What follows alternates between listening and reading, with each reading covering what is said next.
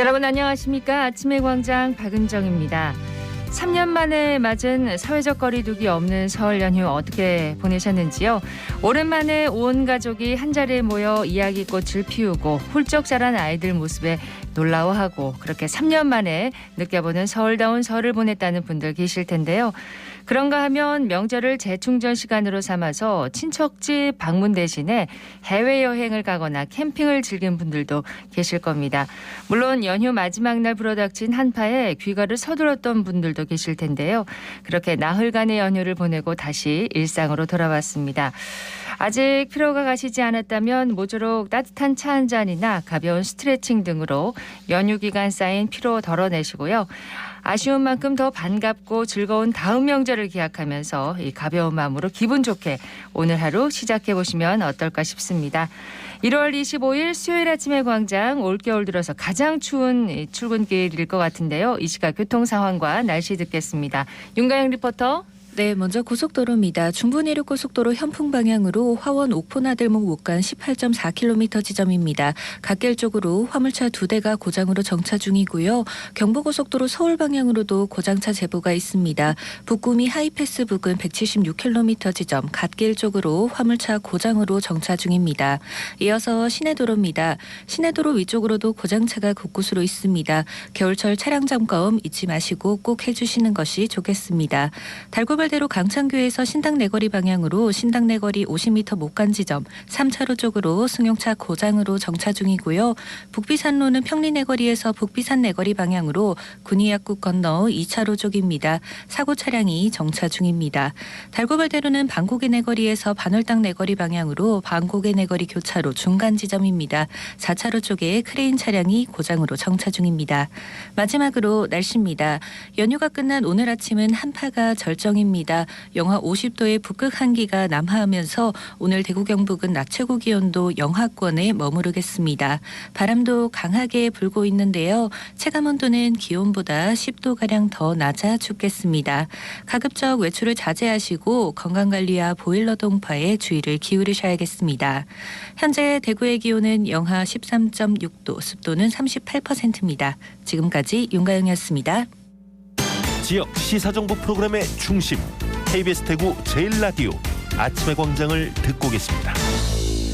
8시 32분 지났습니다. 자, 오늘 아침 지역의 주요 뉴스부터 살펴보겠습니다. 뉴스민의 천용길 기자, 경향신문 백경열 기자 함께합니다. 두 분 어서 오세요. 네, 안녕하십니까. 예, 설 잘 보내셨습니까? 네. 잘 보내셨습니까? 예, 첫 소식 백경열 기자 전해주시죠.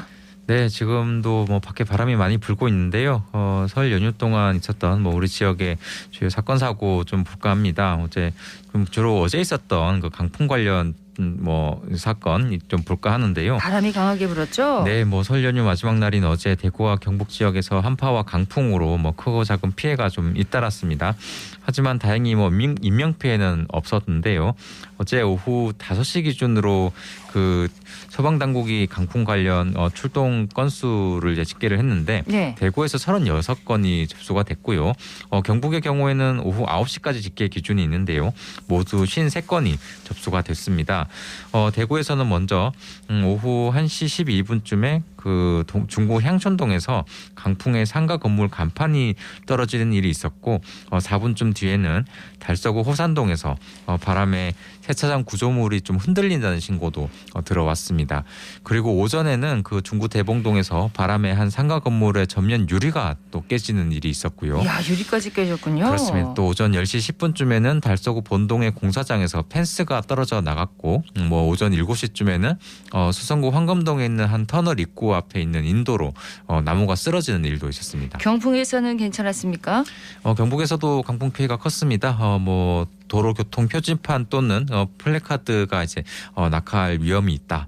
공사장 패널이 날림 위험이 있다거나 옥상 구조물이 떨어질 위험이 있다. 이런 위험 신고가 많이 있었고요. 소방당국이 그때마다 출동을 해서 안전 조치를 했습니다. 네. 오후 1시 31분쯤에는 칠곡군 외관읍에서 옥상 기름 탱크가 좀 넘어졌다 이런 신고가 들어왔고요. 이때 그 칠곡군의 순간 최대 풍속이 18.2m로 이제 측정이 됐습니다. 초속 풍속이. 예. 그리고 한파로 인한 계량기 동파 피해 신고가 경북 봉화와 고령 지역에서 또 잇따랐고요. 피해 인명 피해나 한행 질환자는 일단은 좀 없는 것으로 집계가 되긴 했습니다. 그렇군요. 어제 그 강풍 피해가 일단 컸는데 순간 최대 풍속을 보니까 경주시가 초속 24.8m로 가장 강했고요. 포항시 북구 기계면이 23.3m로 뒤를 이었습니다. 네. 최저 기온을 보인 곳은 봉화군 석포면으로 어제 오전 8시 53분쯤 자동 기상 관측 장비로 봤을 때 영하 15.9도로 측정이 됐습니다. 그리고 대설특보가 내린 울릉도와 독도를 보면요. 울릉 지역에 오늘 오전 그 기준이 있던데요. 6시까지 봤을 때 약 75.1cm의 눈이 쌓인 것으로 집계가 됐습니다. 그런가 하면 대구에서 빈집털이 사건도 있었어요. 네, 명절이면 좀 자주 발생하는 사건 유형 중에 하나인데 어제 대구 동부경찰서에 따르면 지난 22일 오후 10시 5분쯤 신천동에 있는 한 아파트에서 절도 사건이 발생했다는 신고가 들어왔습니다. 피해 물품은 현금 1억 2천여만 원과 명품 시계 등인데요. 네. 용의자는 도구로 현관문 잠금 장치를 부수고 빈집에 침입한 것으로 추정이 됐습니다. 집주인은 설 명절 동안 부모님 댁을 방문하기 위해서 집을 비웠다가 설날 당일 밤에야 피해 사실을 확인하고 경찰에 신고한 것으로 조사가 됐고요. 용의자는 잡았습니까? 아직까지 좀 잡지를 못했고요. 경찰은 엘리베이터와 공동 현관 CCTV를 토대로 용의자를 쫓고 있습니다. 설 연휴 우리 지역에 있었던 주요 사건 사고 정리해 드렸고요. 소식 하나 더 들을까요? 네, 설 연휴를 맞아서 대구시가 특별 판매 형식으로 재개했던 이 대구 행복페이 판매가 나흘 만에 이 판매가 마무리가 됐습니다. 지난 16일부터 22일까지 일주일 동안 한시적으로 이 대구 행복페이 판매를 재개했었는데 19일 새벽에 모두 완판됐습니다. 예. 이 판매 금액이 600억 원으로 지난해 기준으로 보면 2주치거든요. 이 9월 지난해에는 모두 예산이 소진되면서 대구 행복페이를 더 이상 충전해서 이용할 수 없었던, 그러니까 할인율이 적용되지 않았기 때문에 많은 시민들께서 좀 안타까워했었는데 네. 일단 설맞이 특별 판매도 빠르게 좀 소진되면서 이후 사용을 할 수 없어하는 시민들이 좀 아쉬워할 것으로 보입니다. 할인율은 근데 지난해보다는 많이 줄어들었다면서요? 네, 지난해는 할인율이 10%였는데 이번 특별 판매에서는 5%로 줄었음에도 불구하고 이 판매가 빠르게 마무리가 됐는데요. 정상적으로 올해 이 대구 지역화폐가 사용 가능한 시점은 아직까지는 좀 미지수입니다. 이 대구시가 지금 국비와 지방비 매칭 비율이 아직 확정되지 않아서 이 부분을 확정되고 나면 시민들께 대구 행복페이 판매를 다시 밝히겠다라고 네. 한 상황인데, 일단 판매 금액이 이번 기간에 600억 원이었는데 5%라고 하면 약 50억 정도의 대구시 예산이 들어갔습니다. 그러네요. 네, 지난해 9월 소진됐는데 지금 대구시와 또 국비가 매칭된 상황을 보면 아무래도 올해 역시 5% 할인율을 유지할 것으로 보이는데, 또 사업 지침이 확정되거나 계획이 나오게 되면 소식을 전해드리도록 하겠습니다. 네. 자, 이슈 토크로 넘어가도록 하겠습니다. 오늘 살펴볼 이슈는 뭔가요? 네, 국민의힘 전당대회를 앞두고 이 열기가 갈수록 좀 고조되고 있습니다.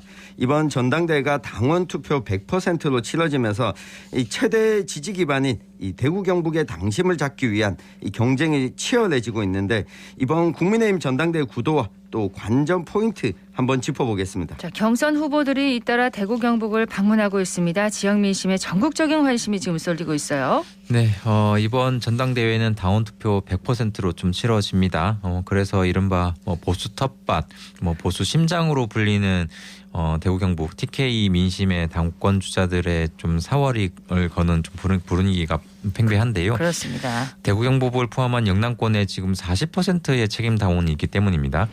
지난 17일 하루에만 나경원 전 의원, 오선의 정경태 의원, 또 윤상현 의원 등 3명이 대구를 찾았고요. 19일에는 안철수 의원이 대구의 시장 3곳을 돌면서 민심 잡기에 또 나서기도 했습니다. 김기현 의원도 지난 14일 경북 구미 박정희 전 대통령 생가에서 당대표 출마 출정식을 가졌고, 앞서 12일에는 대구를 방문하는 등 대구 경북 지역 공략에 좀 공을 들이는 모습입니다. 네, 서문시장을 그렇게들 방문합니다. 맞습니다. 김건희 여사가 또 설 연휴를 2주 앞두고 서문시장을 방문한 데 이어서 이 국민의힘 당권 주자들도 서문시장을 잇따라 이 방문하면서 이 서문시장이 이번 국민의힘 전당대회에 있어서도 이 중요한 포인트가 아닌가 뭐 이런 이야기가 나오고 있습니다. 대구에 큰 시장이 있거든요. 네. 다른 시장들도 있는데 정치인들이 이렇게 서문시장을 찾는 특별한 이유가 뭘까요? 네, 이 보수 정당 쪽에서는 이 그동안 뭐 상황이 어려울 때나 또는 뭐 지지율을 확인하고 싶을 때 서문시장을 많이 방문했습니다. 특히 이 박근혜 전 대통령도 그랬고 윤석열 대통령 역시 후보 시절에 이 서문시장을 빼놓지 않고 찾았습니다. 예. 이 유력 정치인들 입장에서는 지지층 결집을 하기 좋은 장소다. 왜냐하면 지지하고 연호하는 시민들을 확인할 수 있기 때문에 네. 언론상에서도 이 정치인들의 이 지지를 좀 확인할 수 있도록 하는 장소이기 때문인데요. 뭐 정진석 비상대책위원장도 이준석 전 대표의 가처분 리스크를 털어낸 이후에 공식 지역 방문의 첫 일정으로 또 서문시장을 택하기도 했습니다. 윤석열 대통령도 이 서문시장을 방문하면서 이 지지율 상승에 또 힘을 얻기도 했고요. 네. 이렇게 보수 정당에 소속된 유력 정치인들은 어려울 때마다 서문시장에서 지지 열기를 느끼고 있다. 이 전당대회를 앞두고 앞으로 더 방문이 잦아들 것으로 예상하고 있습니다. 자, 이렇게 그 서문시장을 와서 힘을 얻었으면 어떻게 대통령을 잘 보필하고 당을 잘 이끌까 이렇게 고민을 해야 되는데 그 이후에는 또 그렇지 못한 모습들을 보이니까 지역민들이 이제 국민들이 또 실망을 하는 거겠죠. 네, 뭐 좀 이번에 좀 예상이 될 수밖에 없는 게 이번에 선출되는 당대표의 경우에는 내년 이제 2024년 총선에 공천권을 행사를 합니다. 그래서 당권 경쟁이 여느 때보다 좀 치열한 상황인데 네. 그래서 좀 나라를 어떻게 좀 끌고 가겠다 이런 비전과 희망보다는 제밥 그러니까 뭐 당권 다툼에만 열심인 이런 그 당권 주자들의 구태에 좀 국민들이 실망하고 있다 이런 모습인데요. 뭐 이른바 친윤이나 뭐 비윤, 뭐 멀윤 뭐 이런 내부에서 흘러나오는 이런 비난전을 보면서 이 국민의힘 소속의 대구의 한 국회의원 같은 경우에는 이런 말까지 했다고 해요. 당권 주자들의 싸움이 2016년 총선 때 있었던 계파 간의 뭐 옥새파동, 뭐 또 진별 감변론을 뭐 연상시킨다며 볼성사나운 다툼이 계속된다면 앞으로 총선에서 좀 참패할 수도 있다 이렇게 우려하기도 했습니다. 예, 이런 말을 좀 귀담아 들어야 되는데 이제 현재 각종 여론조사를 보면 김기현 의원이 앞서 나가고 있죠. 네, 지금 뭐 여론조사를 진행하면 기본적으로 뭐 지지하는 정당도 묻게 됩니다. 이 국민 전체를 대상으로 했을 때는 김기현 의원이 뭐 앞서 나가고 있지는 않은데 이 국민의힘 지지층 내에서는 김기현 의원이 좀 앞서 나가고 있고 안철수 의원과 나경원 전 의원이 2위 자리를 놓고 다투고 있는 형국입니다. 이 다음 달 2일과 3일 후보 등록인데 일부 변동이 있을 수 있지만 이 당대표 선거가 김기현, 안철수, 나경원 이 3파전으로 치러질 가능성이 큰 상황입니다. 아직 나 전 의원은 출마 선언을 하지는 않았죠? 네, 오늘 오전 11시에 기자회견을 열고 이 거취를 좀 밝힐 것으로 보이는데요. 이 국민의힘 전당대회 판세에 아마 큰 영향을 미치지 않을까 싶습니다. 이 나 전 의원의 불출마를 뭐 압박하는 쪽과 또 그럼에도 불구하고 이 당대표 출마를 해야 된다. 이 여부를 오늘은 좀 밝힐 것으로 보이는데 네. 일단 나경원 전 의원의 의지는 강한 것으로 알려졌습니다. 오늘 뭐 나경원 전 의원의 출마 여부가 결정되면 이 또 국민의힘 전당대회 향방이 좀 모양새가 나오지 않을까 싶습니다. 네, 오늘 이제 출마 여부를 밝힌다고 했나요? 네. 예. 나경원 전 의원은 집단 린치를 당하고 있다 이런 표현이 나올 정도로 정치적으로 강한 공세를 지금 받고 있더라고요. 네, 뭐 설 연휴 동안에도 뭐 딱히 집중할 만한 이슈가 없어서 그런지 국민의힘 전당대회 관련 소식이 모임에서도 가족 모임에서도 많이 나왔습니다. 그렇습니다. 그중에서도 나 전 의원이 당대표에 출마할 것인가 뭐 이를 주제로 좀 다루는 모습이 심심찮게 나오던데 그걸 좀 짐작할 수 있는 일도 좀 대구에서 있었습니다. 대구에서요? 네, 그 나경원 전 의원이 국민의힘 당대표 선거 출마를 촉구하는 첫 결의대회가 지난 19일 대구에서 있었는데 이 행사에 참석하기로 한 책임당원 대부분이 이 불참하면서 결의대회 분위기가 좀 무겁게 가라앉았다는 이런 분위기가 나왔거든요. 예. 예정된 참석 인원이 그때 당시에 한 약 200명 정도였는데 행사 시작 직전까지 모인 인원이 10분의 1 수준인 20여 명에 불과했다는 겁니다. 영향을 받은 건가요? 있던데요. 네, 그 모임을 준비한 한 관계자 말을 들어보면 그 나 전 의원이 정치적 공세를 좀 받고 있는데 이 정도일 줄은 몰랐다며 이 점조직으로 이루어진 모임에서 행사 일정이 좀 공유되다 보니 견제를 받게 돼서 이렇게 된 것 같다. 뭐 이렇게 말을 했습니다. 나 전 의원이 출사표를 던지면 결선 투표까지 가게 될까요? 네, 이번에 국민의힘 전당대회 룰 자체가 이 결선 투표제가 도입되면서 1차 투표에서 과반 이상 득표를 하지 못하면 1, 2일간의 결선 투표가 치러지게 되는데 이게 각종 여론조사를 보면 압도적인 지지를 얻고 있는 후보가 없다 보니 예. 이 결선 투표를 치를 가능성도 높다는 분석이 나오고 있습니다.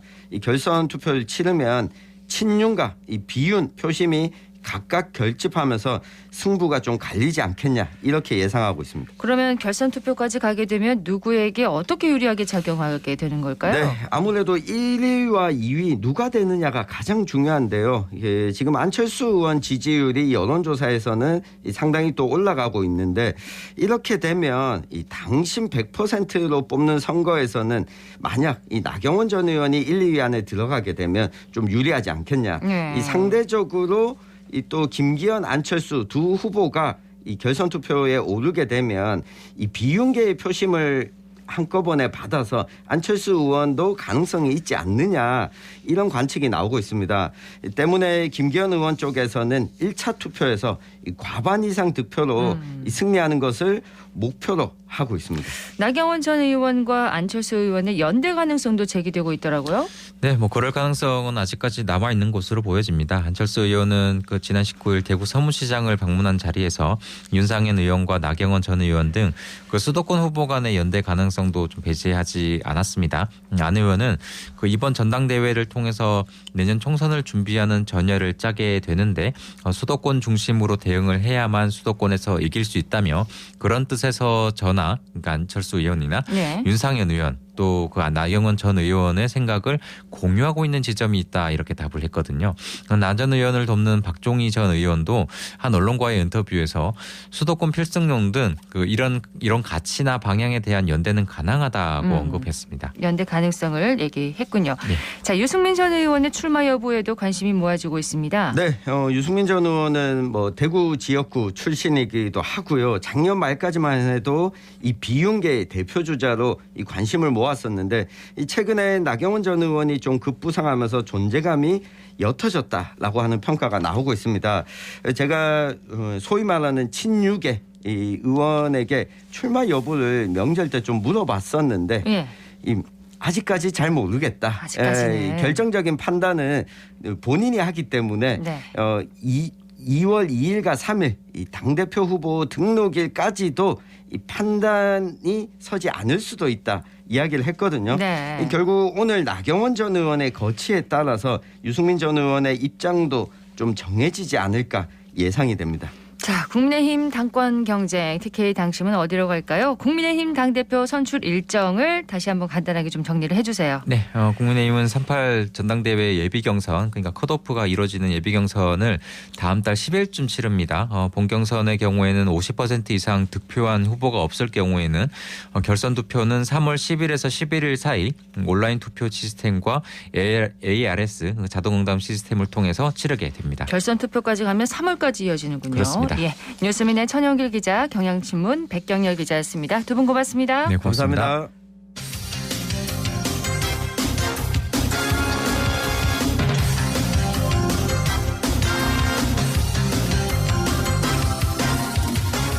설 연휴를 끝내고 수요일입니다. 1월 25일 수요일 아침의 광장 함께하고 계십니다. 8시 49분 지나고 있습니다. 지방의원들의 의정활동을 모니터하고 바람직한 의정상을 그려보는 대구의정 참여센터의 활동 들어보는 시간입니다.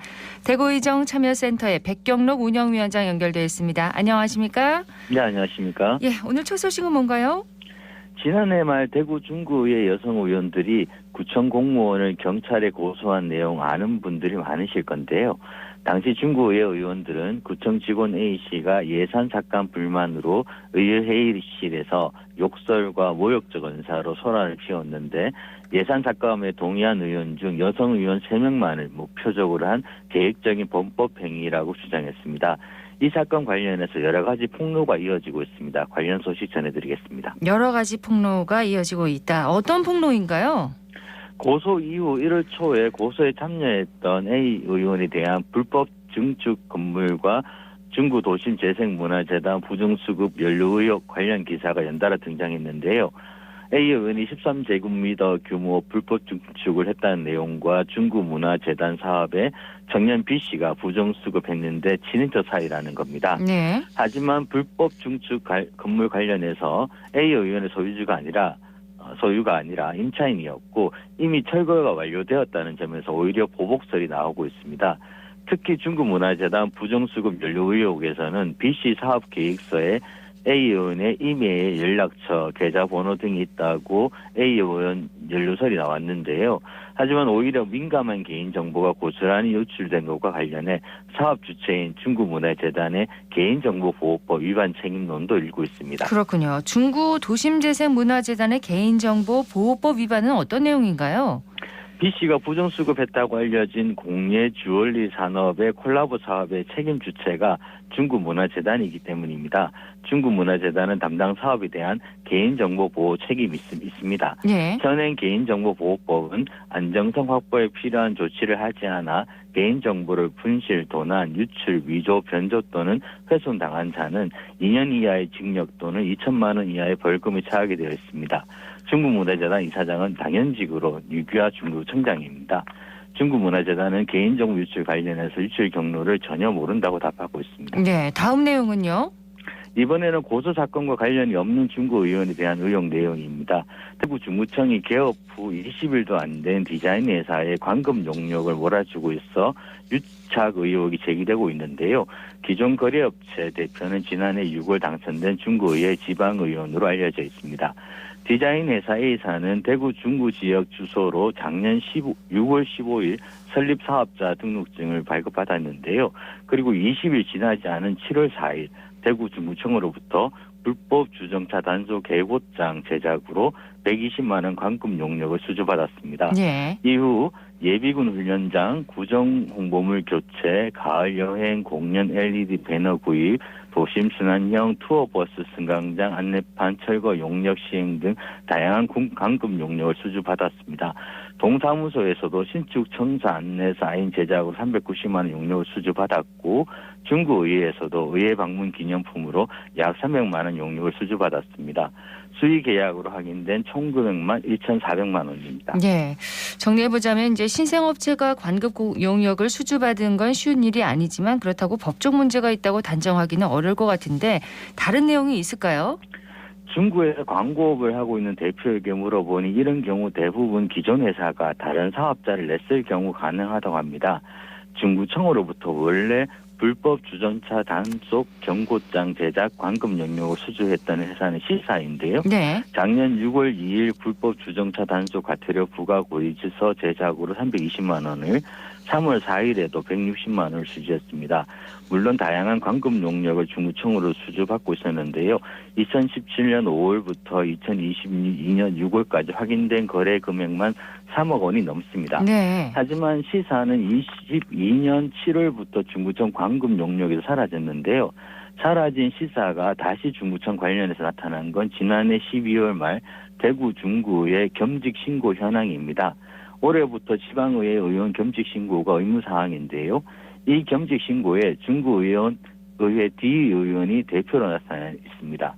지방자치법에 지방의회 의원은 해당 지방자치단체와 영리를 목적으로 하는 거래를 할 수 없습니다. 네. D씨의 지방의원 당선으로 본인 회사가 7월 1일부터 대구 중구청이랑 의회와 거래를 못하기 때문에 A 회사가 등장한 것으로 유추할 수 있는데요.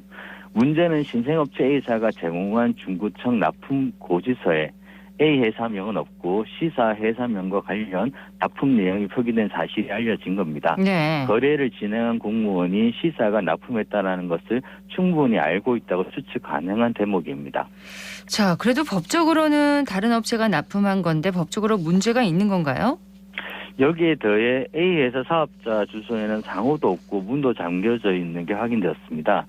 주소지에 상호조차 표기되지 않은 회사와 어떻게 거래하게 되었는지 중구의회 사무과 회계 담당자에게 질의하니 명함도 받았고 상품을 찾다 보니 업체를 찾아냈다고 답변했는데 네. 복수의 증언에 의하면 중구의회 의장이 D 의원이 홍보 물품 디자인했다는 이야기를 한 적이 있다고 합니다.